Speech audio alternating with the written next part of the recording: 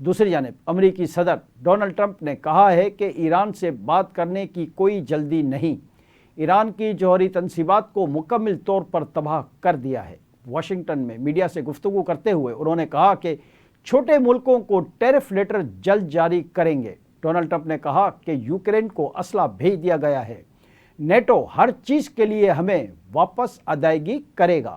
امریکی صدر نے کہا کہ روس یوکرین جنگ بائیڈن کے دور میں شروع ہوئی، بائیڈن کی کمزور پالیسی کے باعث جنگیں شروع ہوئیں۔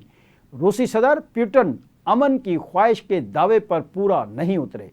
انہوں نے ایک بار پھر کہا کہ پاکستان اور بھارت کے درمیان جنگ میں نے رکوائی۔ اس سے پہلے ڈونلڈ ٹرمپ نے کہا تھا کہ اگر روس اور یوکرین کے درمیان 50 دن کے اندر امن معاہدہ نہیں ہوا تو امریکہ روس کے باقی ماندہ تجارتی شراکت داروں پر 100% ثانوی محصولات عائد کرے گا، یعنی جو ملک روس سے تجارت کرے گا اگر وہ اپنی مصنوعات امریکہ کو بیچنا چاہے گا تو اسے 100% درآمدی ٹیکس ادا کرنا پڑے گا۔